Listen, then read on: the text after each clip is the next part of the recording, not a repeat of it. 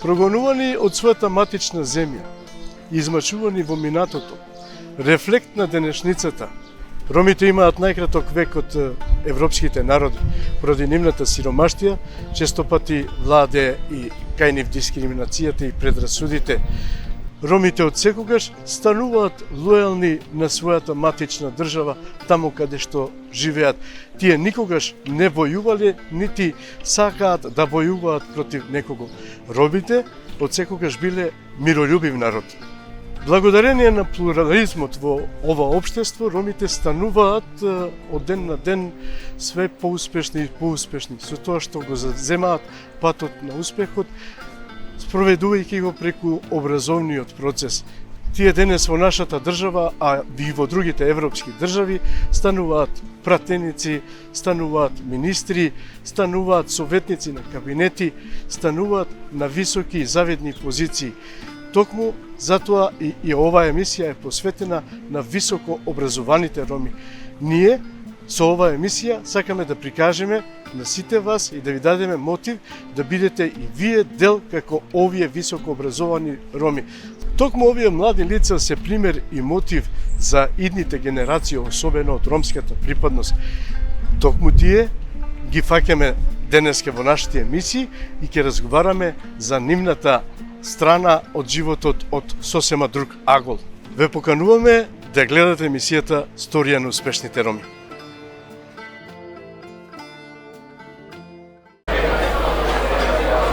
Поштовани гледачи, денес на вистина ми представува голема чест и пред се почестен сум со присуството на една вистинска пред се дама, борец, кој цел живот се борела пред се за образованието и ги насочувала нашите роми во вистинскиот пат.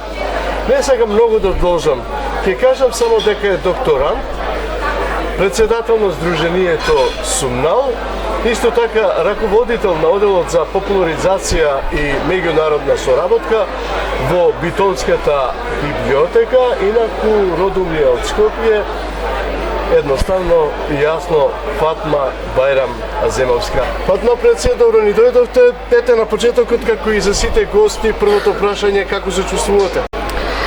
Добар ден, навистина ви благодарам на поканата, чест и задоволство е секогаш кога ќе добиам покана од вас, јас да се појавам, иако е денеска еве среда, убав ден, меѓутоа надвор не облачен, мене не ми причини проблем за да дојдам и се со цел прво вас да ви направам чест, меѓутоа и на сите останати да им посакам добро здравје и повеќе да им кажеме што ние работиме. Навистина ми направивте голема чест, искрено почестен сум со вашето присуство денеска. Еве на почетокот на нашиот разговор да ги запознаеме нашите гледачи. Всушност, кој е Фатма? Родум, од кај доаѓа? Кај е родена Фатма? Нешто околу вашите родители, околу вашето семејство. Да, значи, да се вратиме малку на детство. Доаѓам од Скопје, доаѓам од Дукјанџик на старото скопско мало. Сите го знаат, тука во близина на Кале живеам. Веќе 12 години живеам во Битол, љубовта таму ме однесе, меѓутоа секогаш поврзано со детството е мојот убаво Скопје, да зборувам, меѓутоа и се што многу први почетоци започнуваат од тој период. Потекнувам од касапско семејство, можам да кажам. Јас сум ќерка на касапите на Демо, на Енвер, меѓутоа сега веќе се покојни, лесна им земја. Исто и моите браќа беа касапи, меѓутоа тоа во изминатиот период.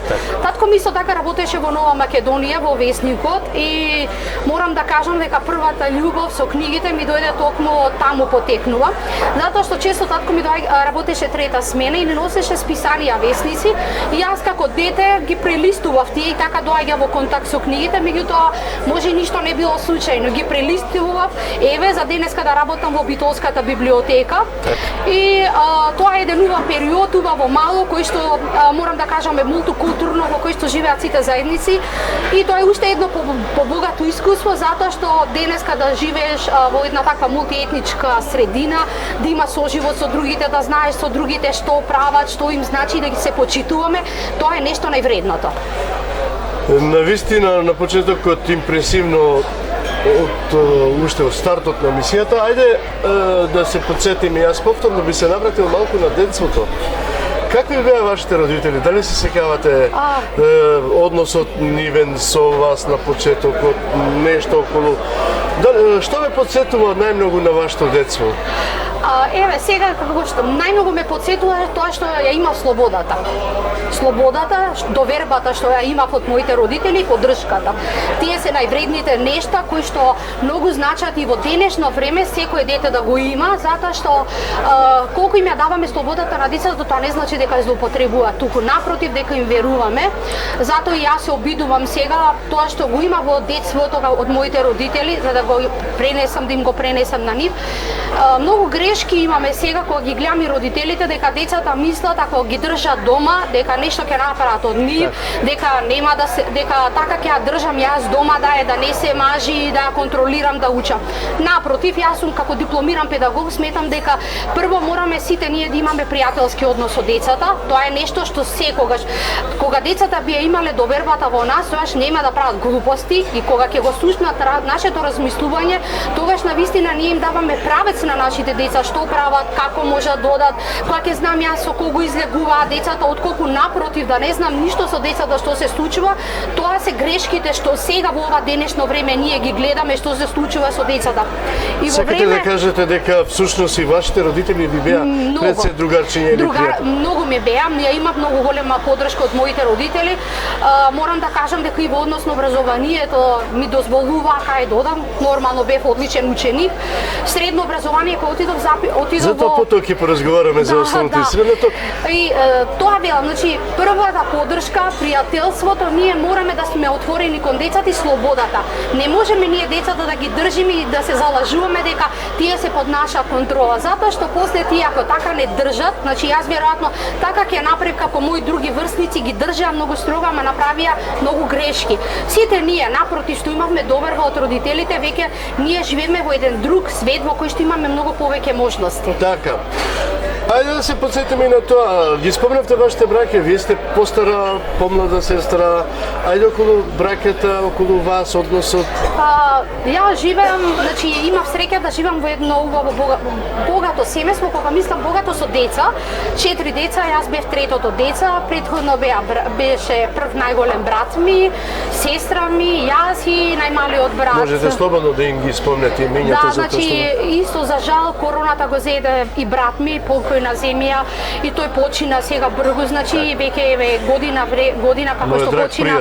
Но да Аладжене да му даде, значи тој ми беше мојата најголема поддршка, која што секогаш ја имав со него. Знаев дека имам брат кој што ми е тука за добри и за лоши денови.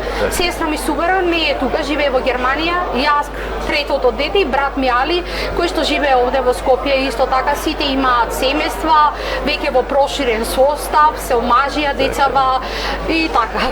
Велат децата што се на средината, нели не на првите или последните, меѓутоа тие што се на средината се така малку по-палави, по-нервозни, по-сакат, по-приуштиви. Дали беше ти едно од таквите? Не, може знаете што првите деца се обично секогаш погалени така деца, додека второто дете, третото, па и четвртото мора многу да се избори за да дојде до нешто. Јас мислам така да и кај мене може првото дете ми е така, меѓутоа второто дете веќе тој се бори за да си завземе место во семејството, така и во секој семејство верувам дека е така. Ама тоа е таа позитивна конкуренција да се разбереме. Секако. Да. Секако.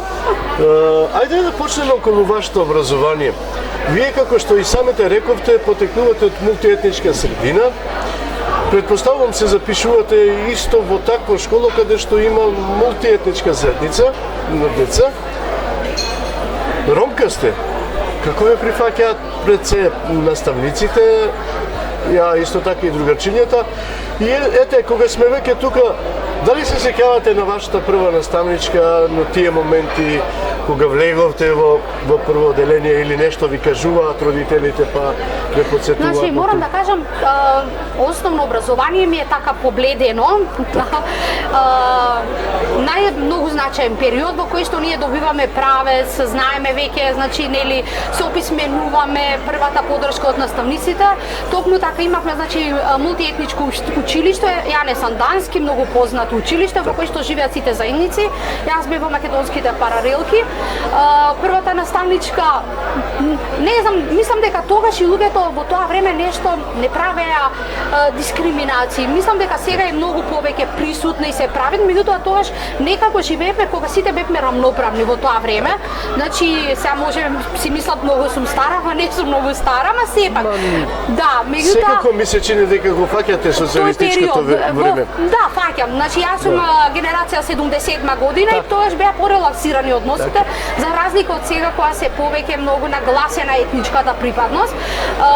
Значи, меѓутоа морам да кажам дека првите морам да кажам кога веќе излегов од мојата комфортна зона која што живеев, тоа беше во економското училиште, односно економско правно училиште Борис Антевски Дрен. Јас таму се запишав правен смер, морам да кажам дека многу јако училиште уште и тука да застанам сега за добро ќе застанам. Јас би сакал малку повеќе да откривам околу основното образование. Се сеќа, ајде малку да ја освежиме меморијата. Впрочем и оваа емисија и за тоа да се потсетиме на она што е минато, особено во детските денови. Знам дека детските денови оставаат некој впечаток кај секој дете. Верувам дека и кај вас остави впечаток некое другарство, некои моменти, да речем, што многу ми е мило што тој период пријателите што ги имаме, успеавме да се најдеме на Facebook, значи секој со својот животен пат, меѓутоа еве, Facebook како социјална мрежа е една од придобивките позитивни е што комуницираме со луѓето, имаме можност да видиме сега што прават тие. Останавме со нив во добри односи, кај да се видиме, се почитуваме.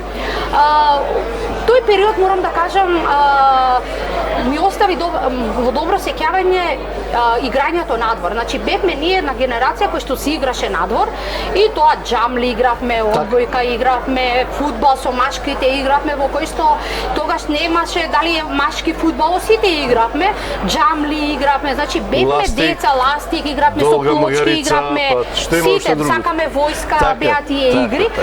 Значи ние бевме генерација која што играше надвор и што сега јас гледам и можам да правам паралела, например, не пуштале надвор да си играме и сме биле многу стрекни. Значи не сме јаделе хамбургери во тоа време, меѓутоа сум била стрекна кога мајка ми ќе ми намачкаше парче леб со маргарин, ќе ми ставеше вегета малку и црвен пипер. Тоа ми беше неубавото јадење. Значи меѓутоа и ние сеќавам јасно тоа јадење. Да, и сите кога излегувавме знаевме да си поделиме и немаше разлика помеѓу нас дали јас ќе јадам едно, дали друго, например, и го делевме.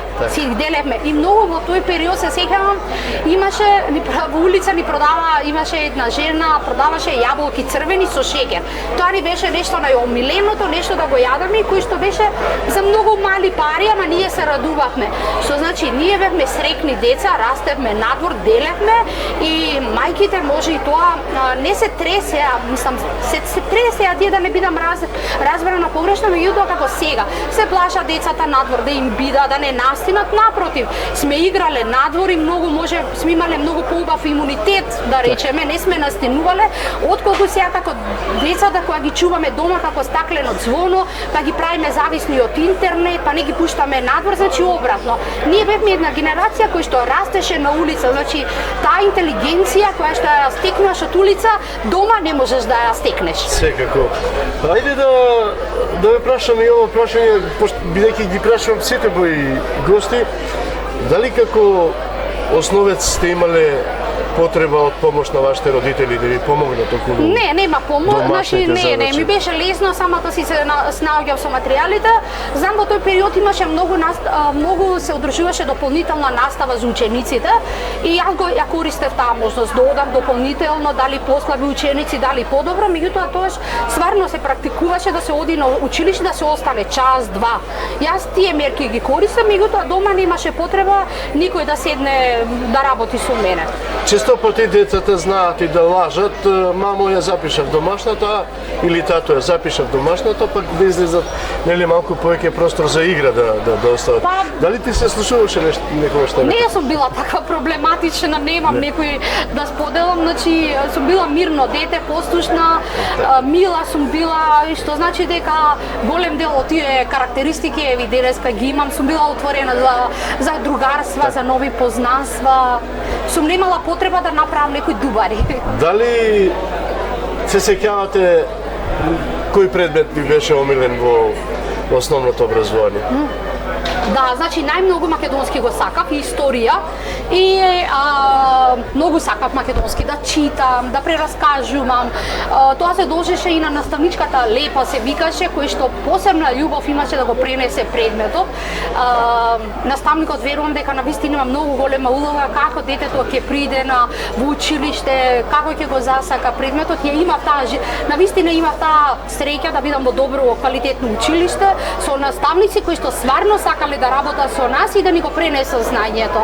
И многу голем дел од тие први почетоци во кои што сме почнале да читаме лектири, тоа биле моја прва љубов, меѓутоа и можност кога уште јас читам, уживам во читањето, кога уште сакам да читам, секое време слободно ми е пред легнување или кога ќе најдам време, а секој може да најде време, нешто да си обрна внимание за мене. Предпоставувам дека бевте и во литературната секција, покрај литературната во основното. Кажете ми, дали бевте активни и во други секции? Па бевме секаде, обично одличните ученици секаде се активни, сите не викаат нешто да правиме ликовна секција, француски учев јас тога, за жал францускиот не го искористив многу ми е сега криво. Што правиме друго? Географија имавме тогаш и предмет ОТП, домакинство, значи во кој што домакинство уживавме тие работи, например, што користевме да плетеме, да шиеме, да беа практични знаења во кои што сега знаеме да плетеме, да веземе. Да. Ајде да го продолжиме на разговорот околу средното образование. Нели завршувате основно образование, како и секое дете, малку е во резерва и не знае точно каде да се запише. Предпоставувам дека побаравте помош од вашите родители или сами се одлучувате за средното образование? Морам да кажам дека многу во тој период имавме пријатели многу кои што беа од другите заедници, значи, и имав можност да разговарам, да видам луѓе кои што работат различни занаети и различни професии. Тоа е многу битно. Во тој период кога веќе се одлучуваме што сакаме во кој училиште да одиме, да имаме различни профил на луѓе, меѓутоа тоа јас можев да го направам и да прочитам во весници што професии има, како. И мојата прва љубов беше да станам правник. Затоа и се запиша во економското училиште. Таму, значи, економско и сакав да го менувам светот. Бев таа генерација кога имаше приемни тестови. Мислам дека полагавме македонски историја. Моите добри резултати кои што ги направив на тестот тогаш и успехот од 5 до 8 деление, тие беа основа за да можам да се запишам во училиштето таму. Нова средина, знаете како е. Токму тоа сакам да ве прашам, легувате во една нова средина. Предпоставувам во тоа време единствена ромка. Јас бев единствена, да. Единствена бев. Како ве прифаќаат пред се професорите, а и колегите? Знаеа ли дека сте ромка? Да, знаеа дека сум ромка. Значи прво вака одам во една средина во која што морам да кажам сите се богаташи. Поголемиот дел, најголемиот дел. Јас потекнував од работничко семејство, татко ми само работеше, се носеа тогаш фармерки, значи 500 кец, фармерки.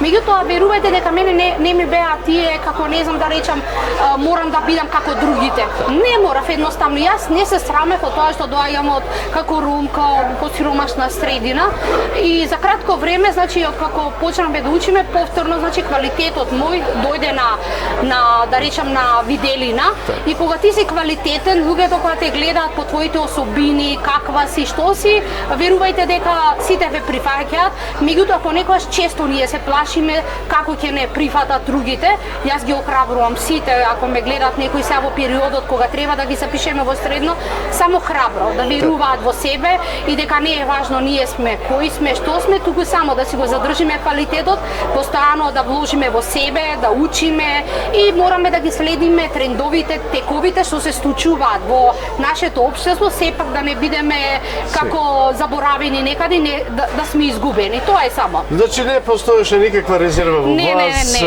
ете, јас сум ромка, во тој смисол, не помислував на тоа, на вистина, од почетокот, да, меѓутоа после почетокот е секој почеток е тежок, може првиот месец е додека се најдат нови пријатели, меѓутоа после кога ќе запознаеш нови пријатели, не прават проблеми луѓето и така, меѓутоа и често ние во животот и некој да направи проблеми, мораме ние да бидеме цврсти, да ги убедиме кои сме ние, што сме и не можеме ние заради некоја, не знам, ако некој направи еден човек да направи проблем, ние да се откажеме, никако не смееме тоа, мораме цврсто исправени да се бориме, затоа што животот е на вистина и секакви луѓе наидуваме секакви проблеми, меѓутоа мораме цврсто да застанеме и да бидеме тоа што сме и целта да си ја оствариме. Јас имав прилика во разговор со некои мои соговорници во оваа емисија да слушам мислења или муабети дневни, каде што знаеа да кажат јас морав 2 пати повеќе да учам за да добијам вистинската оценка, да речам 5. За разлика од мојот колега што не е ром. Дали тоа и се случувало и до вас? Па за жал да, се случува кај некои професори така е. Ние секогаш треба и општо секогаш и на училиште и други работи кога одиме, дупло да се покажеме, дупло да се знаеме. За жал малку патот е тежок. Како се чувствуваше, да речем, ако некој твој колега добие 5, ти многу повеќе знаеш од него, а имаш оцена 3 или 4? Јас сум обично човек кој што не се откажувам и тоа не ме нервира мене, затоа што знам ако се нервирам дека јас енергијата ќе ја насочам во нервоза, туку велам во рете ги прифаќам работите така и велам добро ќе видите јас сега како ќе ви докажам дека можам многу повеќе од други. Тоа и го правам. Ви правеше едноставно некоја си сатисфакција, така да кажам, за подобро да... Мора секој да си најдеме ние начин како, например, сета таа енергија негативна што имаме околу нас, што допира, како да ја неутрализираме. Често ја им велам и на луѓе во околу мене што се дружиме, добро, не обрнувајте внимание, немојте да се нервирате, затоа што ако се нервираме, ништо не можеме да направиме, меѓутоа дај да направиме нешто како тоа да го подобриме. Претпоставувам дека бевте, ајде да не кажам одлична во средното образование, бевте активна и во средното образование со вашиот придонес негде во некоја секција, некој надпревар што ве потсетува? Па во средно морам да кажам дека таму беше многу повеќе се бараше учење. Да, одев на ракомет, морам да кажам во средно, одев ракомет одев. Меѓутоа видов дека многу тренинзи, дека ми одземаат многу време и дека ако јас продолжам со спортот, со ракометот, дека училиштето ќе ми трпи. Не можев да ги држам и двете работи, спортот и училиштето, затоа се определив ја за училиштето, продолжив таму. Инаку во Васил Антевски Дрен се бараше учење во кој што немаш многу време да се слободно време за можеш да се вклучиш и во други активности. Имавме по 7 часа, а тоа е накај, знаеш, додека стигнеш дома, додека одиш на училиште, да учиш и цело време си ангажиран, што значи дека во овој период, значи многу малку одевме на некои дополнителни активности, затоа што се бараше од нас да сме активни на предавањата. Знаеш ли, Фатма, во време на средното образование да излезе ете со другарчиња на кафич, па да иде во кино, да... Тоа е дефинитивно составен дел од сите нас. Тогаш наоѓаме слободно време секогаш. Се сеќавам тогаш, значи, во нашето училиште постоеше кафич и тоа е обично во секој училиште си има кафич тука за јадење, за пиење, ние користевме. Меѓутоа петок и сабота беа денови за излегување, значи во кои што излегувавме и средношколците нормално излегуваме, меѓутоа се бара во колку часот да сме дома, да се почитува тоа време. Одевме во кино, ама меѓутоа морав да следам секогаш кога ќе ми кажат моите во 11 да си дома, гледав пред 11 часот да сум дома, за да можам да имам лице повторно да барам, да не направам проблеми, ако не, тогаш ќе следува санкции. Така. Ја уживавте својата младост онака како што вие ја засакавте? Да, може да, навистина така може да се каже, кога еве после толку време ме вративте вие, имавме стварно убави средношколски денови исполнети, значи со многу врски, со пријателства, со излегувања, со гледање на телевизии, значи сето она што треба да го прави еден средношколец. Дали се сеќавате на некое име од вашите пријателки, пријатели кои што ви остави впечаток? Па, морам да кажам дека сите голем дел од тие што бевме ние во класот, таа генерација се јавни личности сега и ги гледам по телевизии, меѓутоа има можност да ги видам и сега е многу полесно кога ќе ги видам јас и кога нешто морам да кажам дека ми треба да им се јавам на луѓево, се поврзуваме, значи тој човек таму го имаме, она е ваму, знаете како многу е полесно поврзувањето. Имам неколку пријателки кои што уште се дружиме, останавме во контакт со нив, имаме идење, доаѓање, така да тоа е убавината на дружењето. А и на животот. И на животот, да. Фатма, завршувате средно образование. Вие после средното образование се одлучувате на факултет. Ајде да зачнеме малку од тие моменти. Како се одлучувате, за кој факултет, од каде помош, од каде идеја, малку околу првите импресии на факултетот? Па, морам да кажам дека тогаш 2 години направи пауза, затоа што не знаев кај да одам. Значи, затоа што видов, како што ви кажав дека сака прво да бидам правник, видов дека не е тоа што го замислував. Меѓутоа, еве, морам да кажам сега, значи не е никогаш касно, доцна или страшно, ако ние сакаме да направиме една година или 2 пауза, ако тоа ни помогне за да видиме покасно што сакаме да бидеме, така и јас ја направив таа пауза. Меѓутоа, во тој период имав можност да волонтирам во една невладина организација, се вика Насен диалог центар, во кој што многу ми го промени животот, бев окружена со многу позитивни личности. Морам да спомнам еве Джевахира Пруси за јази, која што ми беше во тој момент жена мотиватор. Така. Она албанка е во кој што има завршено факултет, потекнува од многу познато скопско семејство, она беше омажен и видов во незе жена кој што јас можам да бидам, значи да завршам факултет и ако можам да бидам и омажена, меѓутоа да си го продолжам животот. Морам да кажам, она ме мотивира јас да се запишам на факултет. Видов дека почнав, односно во овој период во невладината организација имав активности со деца.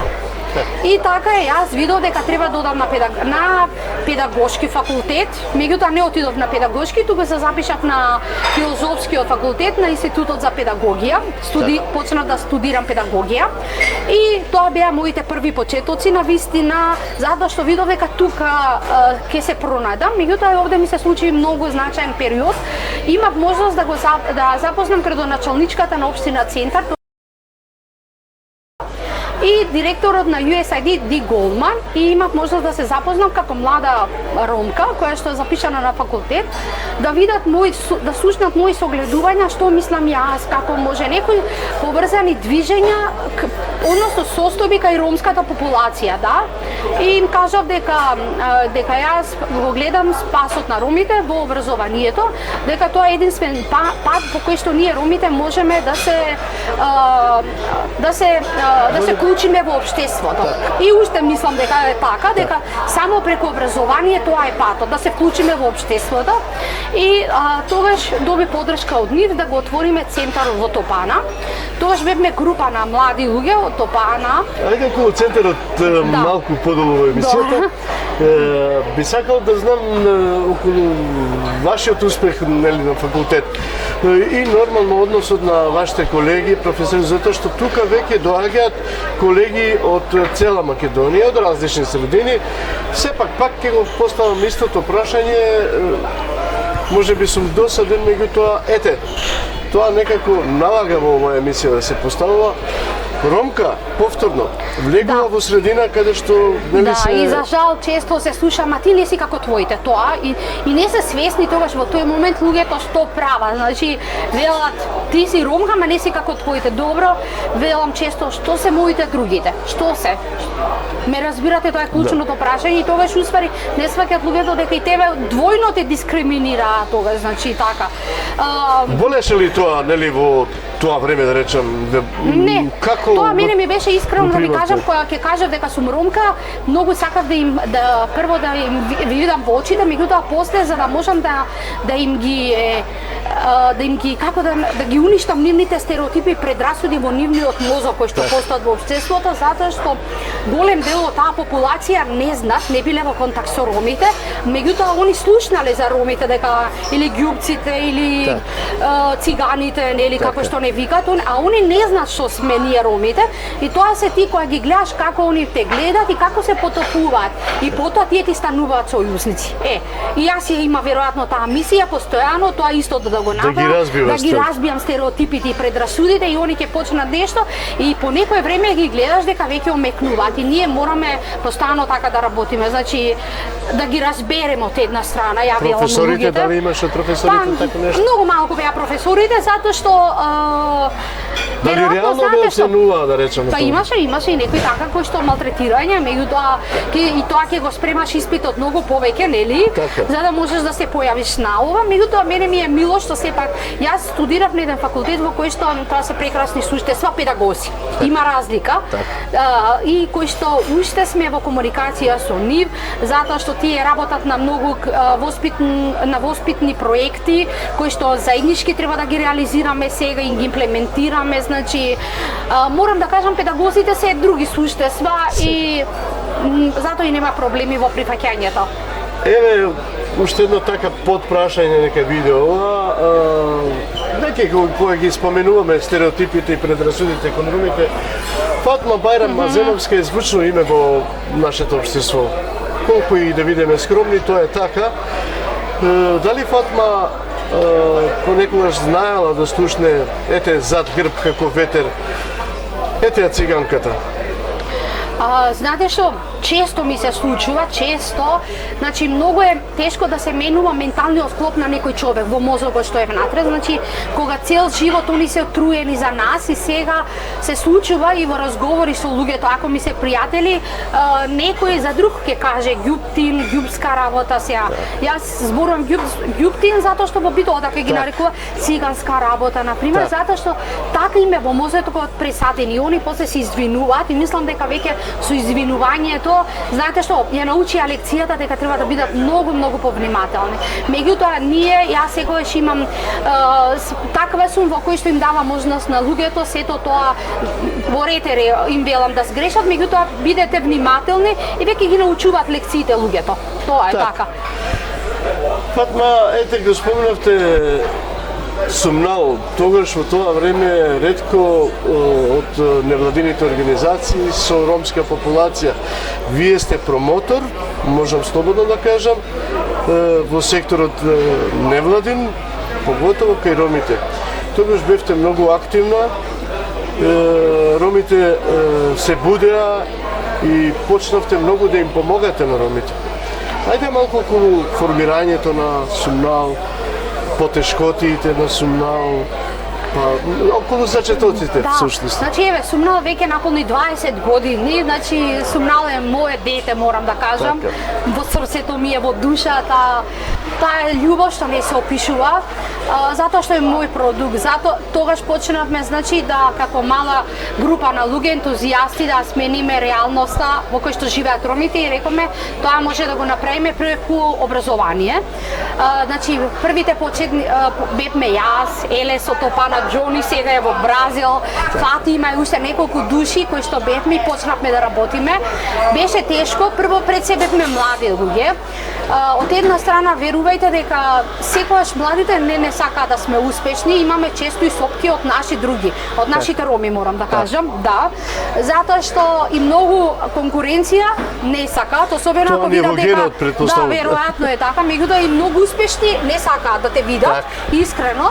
Може многу повеќе повеќе ја добива поддршката од неромите во однос на ово отколку од ова.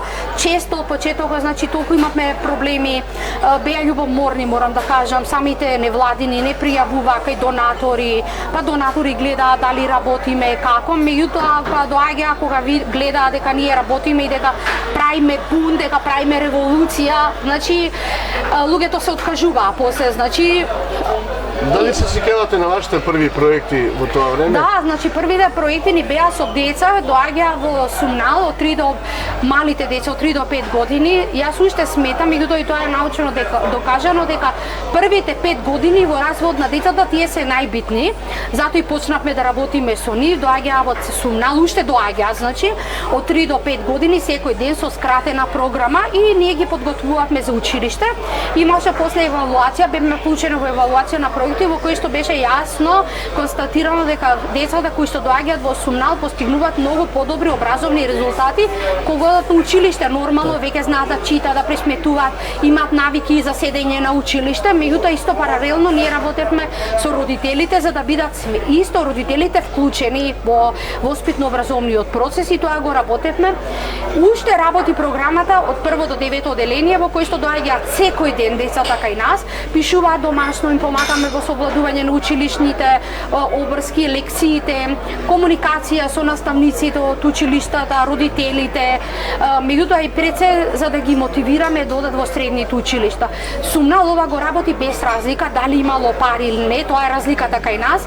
Ние секогаш сме работеле дали имало донатори или не било важно, секогаш сме се снаоѓале.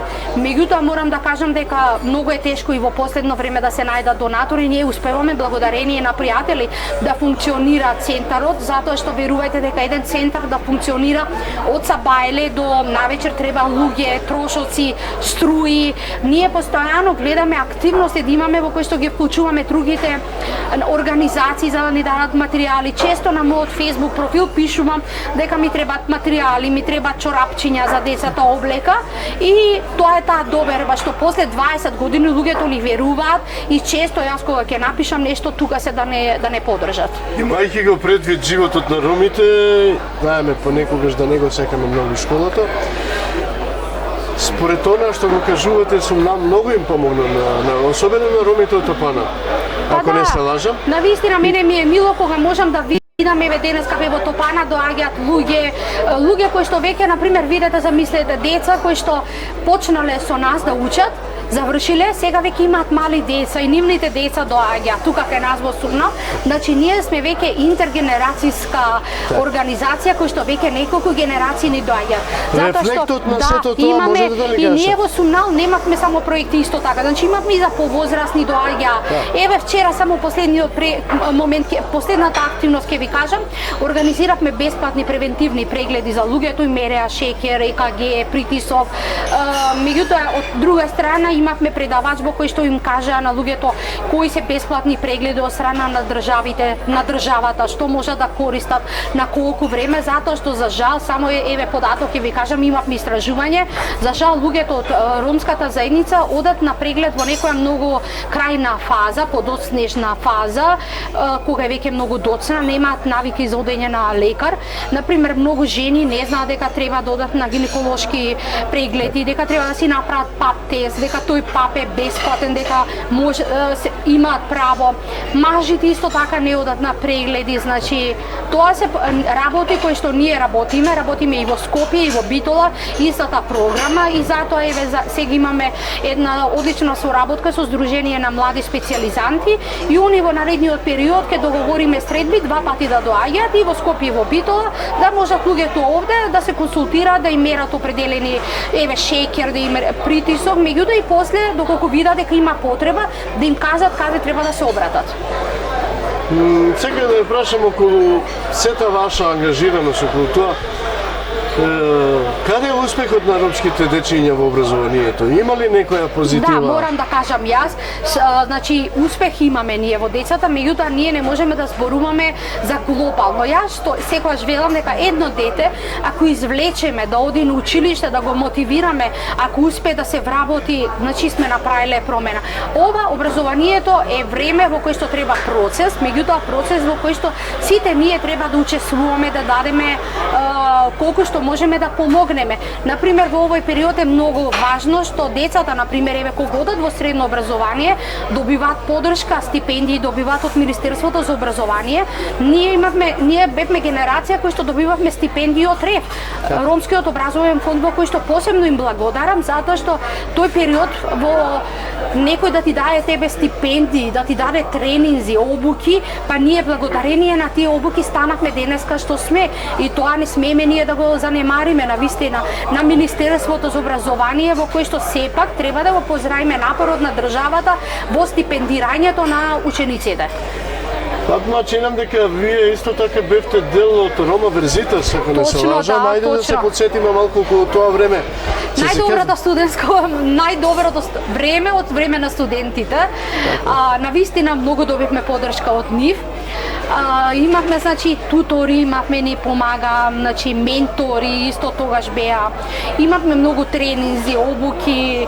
Беше многу добро организиран студентскиот живот и навистина не жалам што сето тоа време го искористив јас, што го вложив, меѓутоа сега многу ги користам резултатите од сето тоа време.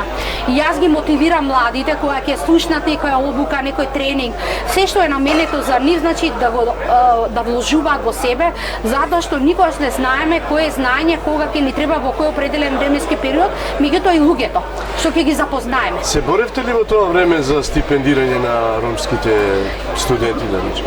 Имаше ли доволно стипендии? Имаше многу луѓе, ние во тој период многу завршиме. Ние бевме генерација кој што бевме навистина многу сплотени, живеевме во кој што уште се гледаме со тие луѓе, комуницираме. Тоа се луѓе кои што се веќе морам да кажам значајни во општеството. Академски граѓани завземаат значајни места во институции, во невладини организации. Тоа се луѓе креатори веќе на политиките кои што го и прават за ромите, учествуваат на повисоко ниво, гледаме во министерствата се веќе и навистина луѓе кои што прават, дават придонес за ромите. Кога веќе ја спомнавме малку политиката, знам дека на почетокот на основањето на општина Шуторизери, вие бевте вклучена чиновник таму. Јас бев првиот технички секретар бев таму. Го работевте тоа така со голем елан, со голема љубов. Да, тоа беше не знам која година. Не знам, ама важно ми беше прво работно искуство, завршив тогаш средно, така бев и тој периодот, да, веројатно тоа беше периодот после средно. Јас се вработив таму, убав период во кој што тогаш беше прва општина, се конструира првиот совет на општината. Навистина убав значаен период, да. Може би ве вратив многу назад, сепак ајде да малку, гледам дека сте многу скромна, морам јас да ме подсетам. Би сакала да им кажеме на нашите гледачи дека вие сте единствената, може би, не знам, немам други податоци, меѓутоа знам дека Американската амбасада има со вас посебен однос, имате се уште пријателски однос со нив, соработувате со нив, па дури имате некои значајни награди од нива страна. Да, точно имам награда од Американската амбасада за работата што ја правиме, за резултатите што ги постигнуваме. Јас бев исто така и во Американската агенција USAID една година интерн. Им благодарам на сите кои што беа во тој период за да вложат во мене. Навистина имав можност за да видам како се реализираат проекти, како се имплементираат, меѓутоа и да видам како функционираат работите на едно повисоко ниво. времето да научам многу за професионалниот однос, по кој што го практикувам и не мислам, туку сигурно ми дава многу резултати. Им благодарам на американскиот народ што секогаш кога и да се обратам се отворени за соработка. Ние имаме многу одлична соработка со нив и уште, значи сега еве ме викна по повод 30 години на USAID во Битола им бе почесен гостин и ме одбра мене како да бидам како мотиватор за младите луѓе. Тоа навистина значи дека тебе те одбра не затоа што сум ромка, туку затоа што правам нешто и давам придонос соопшто во државата. Значи тоа е многу посебна заслуга. Навистина сум горда. Пред, ајде да не кажам, месец дена сретнам нешто на Facebook што навистина ме импресионира. Дали е тоа што го кажувате, ваши големи постери и паноа ставени во некои од столовите и така нешто? Во Изгейт, да, кажете ми малку околу тоа. Тоа е преку европската делегација, значи ме одбра да бидам значи како еден од протагонистите за човекови права, за образование, тоа што го работам. Не знам дали уште се сликите мои во Изгейт, беа таму поставени со 12 различни луѓе од различни професии и јас сум таму меѓу нив, гордо го представувам мојот народ, мојата заедница, моето семејство. И ја им на сите им велам, ако можам јас да го направам тоа, тогаш сите можат, само што треба да вложиме во себе. Така, ајде малку да се навратиме околу она, да кажеме, приватен живот.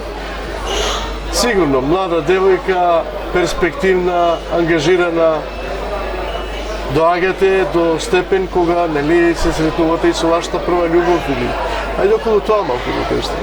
Морам да кажам дека имаше еден период, значи веќе кога почнав да учам, да почнам да работам, почнуваа притисоците веќе од средината, ајде девојче, време ти е за мажење. Ова го спомнувам затоа што гледам многу млади девојки кои што се исто како мене што почнале, имаат притисок од заедницата, од семејството.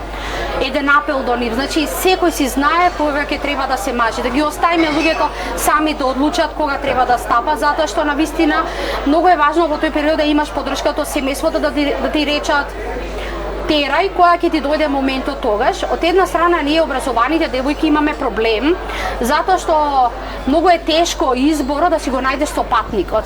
Значи да може некој од една страна, сите нас не сакаат како успешни млади девојки, меѓутоа луѓето се плашат после дали јас можам да бидеш добра домакинка, да месиш добар. Точно, да, па дали знаете многу луѓето потпаѓаат под патриархалните услови на живење. Да, и малку треба да ги разбереме младите, да ги оставиме малку време, сами да си одредат кога им е време. И јас им благодарам на татко ми и на мајка ми што значи тој дел го ова, меѓутоа на никој среќа да не му беге народски да си кажеме. Така и моето време дојде тогаш. Го запознав мојот партнер од Битола беше и се одлучивме да живееме во Битола и навистина не жалам што отидовме во Битола. Битола е прекрасно место. Си се пронајдов таму, си продолжи со сите мои активности да ги работам повторно Скопје, Битола. Порелаксиран град, морам да кажам, во кој што имаш време да ги завршиш сите обврски и да одиш на работа и време за семејството и да можам да завршам и други обврски, веќе јас сум мајка на 2 деца. Така, нешто тоа време беше и он членот исто беше во невладин сектор. И тоа нешто најубавата добитна комбинација затоа што тој можеше мене да ме разбере кај одам јас во 6 сатот поручек, кај одам сабота и недела дека одам на обуки, дека можам јас во недела некој да ме викне и дека треба да издам на состанок. Многу е значајно да те разберат луѓето, меѓутоа и довербата. Ајде малку да проговориме, пошто ме гледачи на вистина ова е малку пододирлива тема, можеби да кажам, меѓутоа ете чисто за вас гледачите да знаете дека нели нешот не е веќе помеѓу нас, прекрасен човек. Јас немам зборови што да кажам за него, дека допуштиме Фатма да се присети на некои од моментите со нешто. За жал, значи во животот не знаеме што ќе ни носи во кој определен временски период. Ова ми е најемотивната точка во мојот живот за да зборувам, меѓутоа би сакала секогаш да го спомнам мојот покоен сопруг, нешот, почина пред 3 години веќе. Значи јас сум сега самохрана мајка во кој што дополнително требам плюс сама да се грижам за моите деца и за сите обрски околу семејството.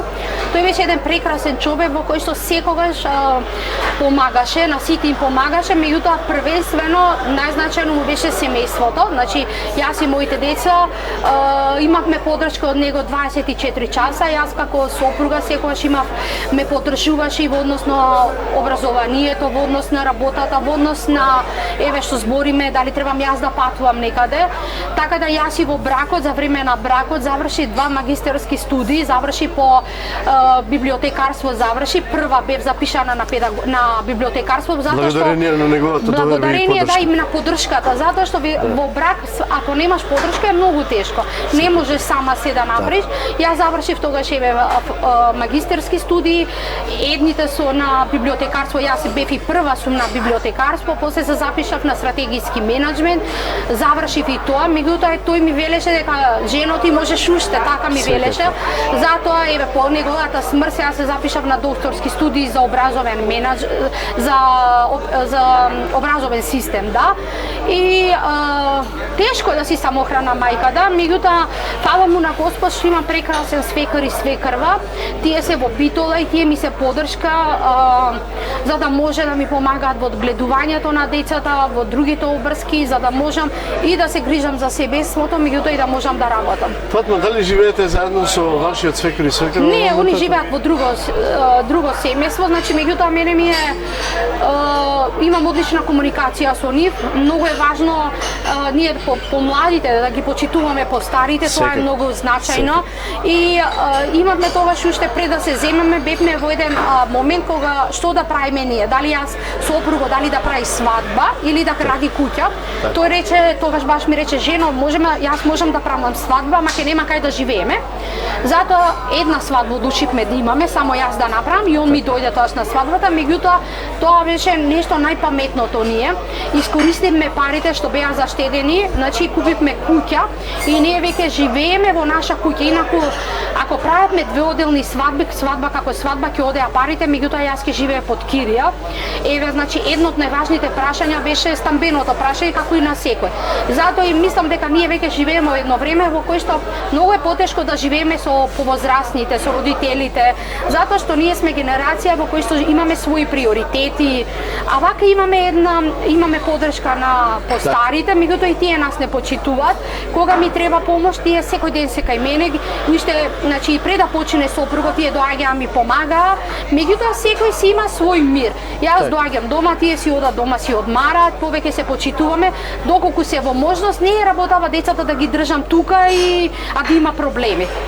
Ајде да ги потиснеме малку емоциите, затоа што ете кај мене почнуваат тие емоции некако да владеат. Среќни моменти, вие спомнавте свадбата. Дали се сеќавате од моментите на свадбата? Како беше? Имавте ли гости? Да, имавме, значи свадбата беше скопска и тоа на 5 јануар, зимска свадба. Во кој што беа многу весела свадба, сите луѓе сите пријатели кои што ми значаат, роднини беа на свадбата, весело како и секоја свадба. Меѓутоа ние бевме со сопругот, многу вложуваме во патувања, тоа сакам да го кажам. Наша најголема инвестиција велевме дека се патувањата. И ние ако ги имав бебиња децата, ние буквално со колички ги зимавме деца да ги патувавме. И јас уште тоа го правам, значи гледам секоја можност која ќе можам да патуваме, затоа што нема ништо поубаво да можеш да ги вложуваш во децата. Затоа што они гледаат на тој начин како се патува, како се живее, запознаваат култури, географии, запознаваат како функционира едноставно светот, меѓутоа и верувам дека на овој начин тие ќе добиваат и видици понатаму што понатаму во животот. Затоа што ние сепак живееме во Македонија и ограничени сме со многу работи, меѓутоа сакам да го видат светот и они да си размислат што понатаму како, да видат што можности им нуди светот. Велат, децата се најголемиот благослов и најголемото богатство за едно семејство. се роди првото дете, како се чувствувавте како мајка? Еве, и името можете слободно да го Да, кажете. керката Леона, значи нема ништо побаво деца кои ќе дојдат. Ние по младите генерации мислиме дека децата кои ќе дојдат дека ќе ти престане животот, меѓутоа не е така. Доколку се организира времето, може да се биде и одлична мајка, и домакинка, и вистински професионалец. Доаѓањето на свет ни донесе многу радости, многу одговорности. Меѓутоа сето тоа го правевме и заеднички одговорности имавме, значи ми помагаше сопругот во одгледувањето. Сето тоа го правевме заедно. Немаше да каже одгледувањето е твоја работа и сега само јас ќе се грижам. Туку напротив, ајде ти сега прави ручек, ти сега со детево, се организиравме и морам да кажам дека како млада мајка особено нели и хормоните се во прашање. Покажуваше разбирање понекогаш кога ќе можев да бидам емотивна ранлива, меѓутоа тој беше човек кој што беше емотивен, созреан, тоа е многу важно. Многу беше начитан, знаеше како да се поддржува жена, што треба со децава и многу со жената како да се однесува, меѓутоа и со родителите. Сушто си добар психолог. Да, дефинитивно да, навистина така и многу функциониравме, многу бевме срекни, меѓутоа еве, животот никогаш не се знае што како, не знае што е, така да се случи и болеста на мојот сопруг и за кратко време замина. Јас тука предлагам да направиме една кратка пауза, па повторно се вратиме во студиото. Може. Поштовани гледачи, една кратка пауза, повторно се враќаме во студиото.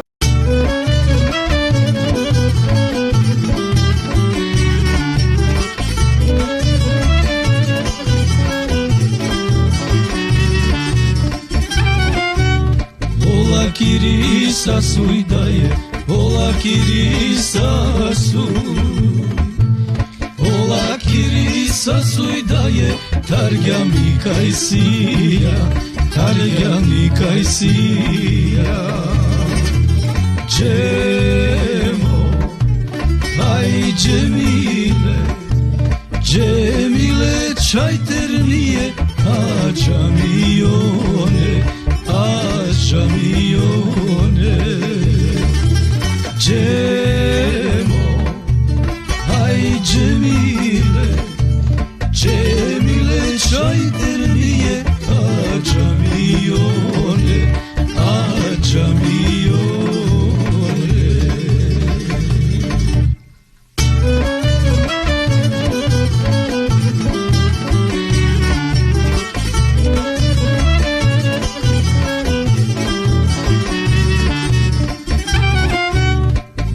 Kirisa suidaje, ola kirisa su.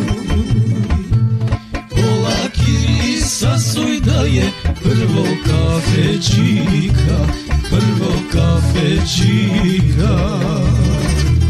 Džemo, aj džemile, džemile čajternije, a džamione, Aşamiyone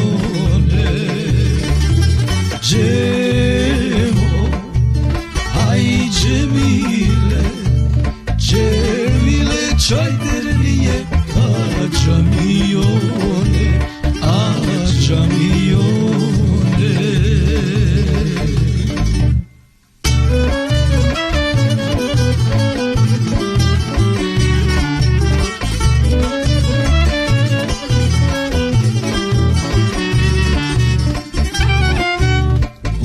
Kirisa suidaje, ola kirisa su. Očare to vela daje, oroja bistrela, oroja bistrela. Džemo, aj džemile, džemile čajternije, a džamione, Aşamiyone Cemo Ay Cemile Cemile çayderniye Aşamiyone Aşamiyone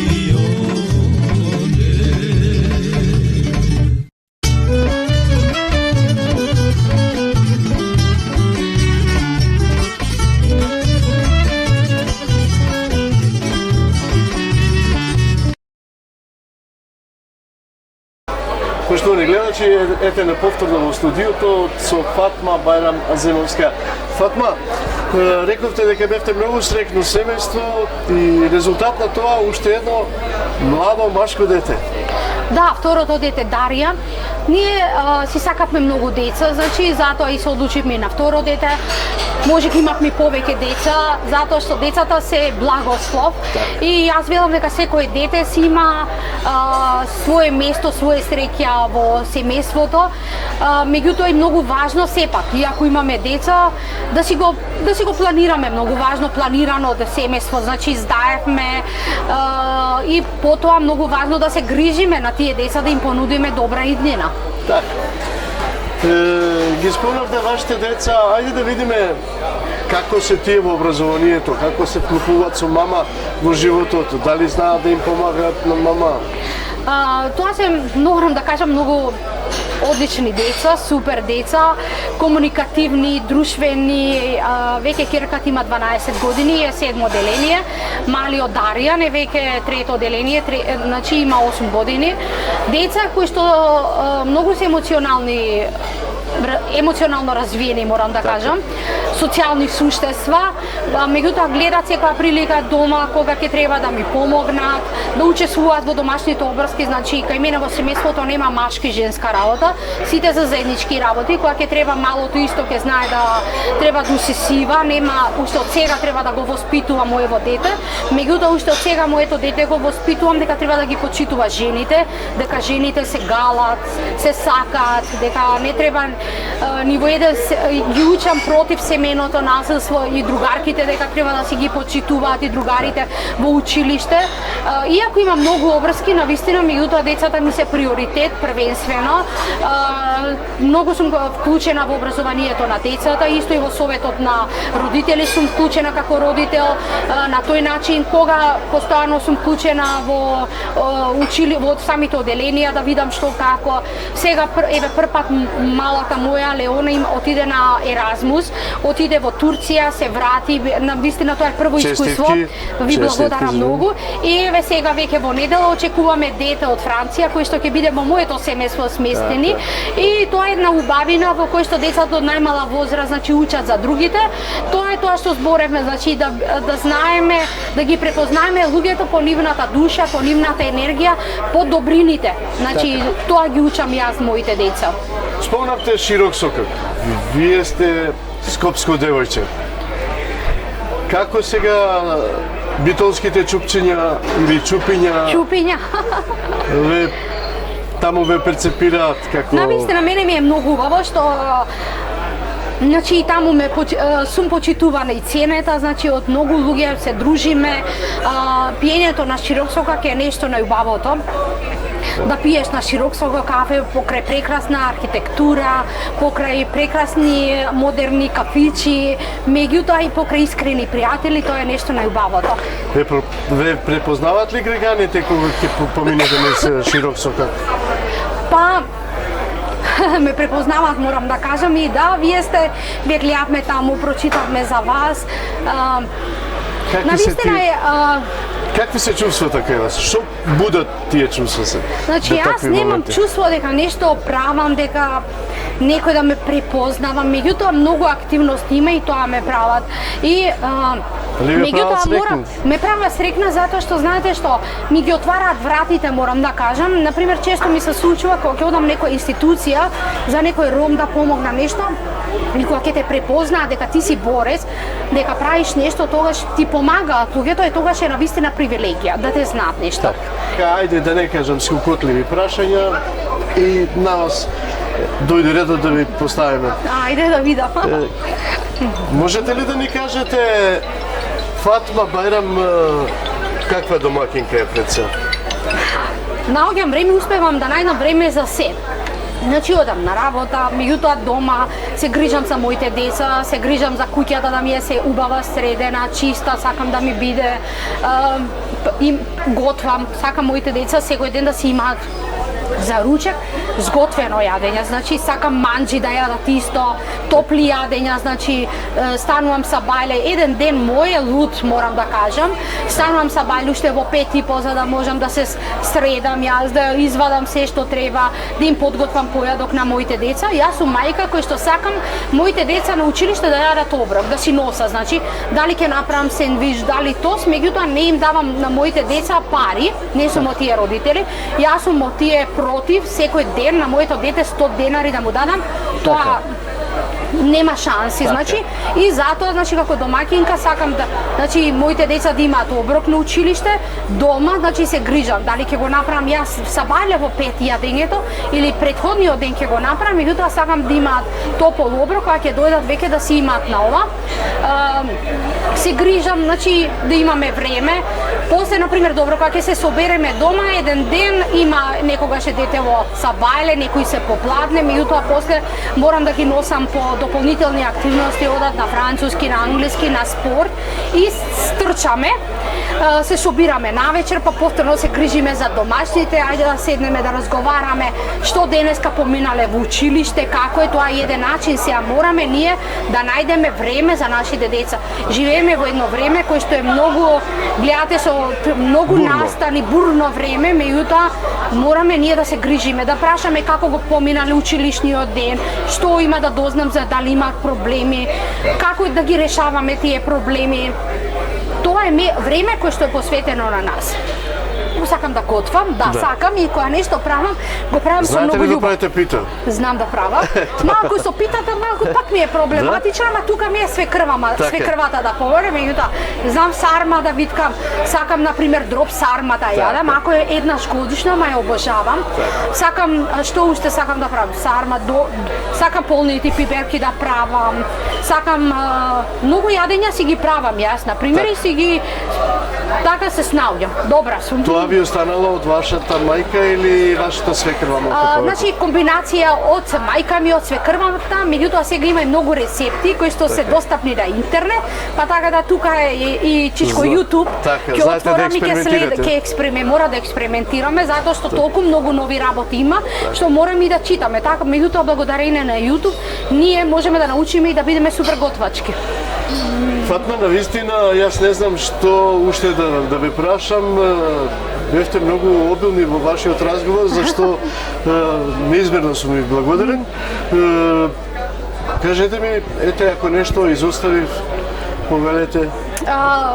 Ништо јас да им посакам на сите дека морат да учат децава, дека да не се откажуваат, морат постојано да вложуваат во себе и процесот е, односно морам да кажам дека животот е образование, цел живот. Ние и кога нешто ќе завршиме, значи дали ќе завршат средно, значи сега во моментот средно да завршиш не е ништо.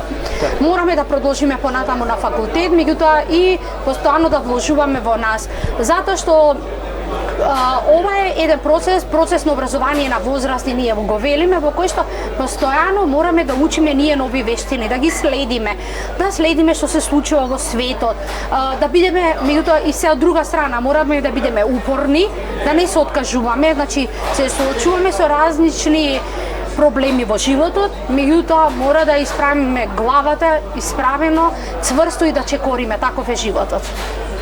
Фатма, на крајот не ми преостанало ништо друго, сем да ви се заблагодарам на искрениот пред се разговор за оваа емисија. Се надевам дека оваа емисија ќе ја запознае малку подругачија Фатма од другата страна на нејзиниот живот и се надевам дека нашите млади ќе го следат вашиот чекор во животот, ќе бидеме, ако ништо друго, малку поуспешни, особено женскиот пол од ромската популација. Јас еве ја користам можноста прво вас да ви се заблагодарам што ме поканивте да бидам дел од вашите емисии. На сите други може да ме најдете, јас сум често достапна на социјалните мрежи, на Facebook, на Instagram, може да ме најдат под моето име. Се што им треба поддршка на младите, да ме праша, да ги мотивирам за сите проблеми. Едноставно јас сум тука и можам да одвојам време за секога. Благодарам уште еднашка. Поштовани гледачи, мене денеска на вистина денот ми е збогатен навистина имав еден богат и искрен разговор со една многу пријатна гостинка, како што и самите забележавте. Пораката и јас би ја пренесал на сите вас, особено ромската популација и млади луѓе, што се учењето, образованието е моќ во животот. Учете, образувајте се и станете моќни во животот. Тука ви завршам и посакувам пријатни моменти со нашата телевизија.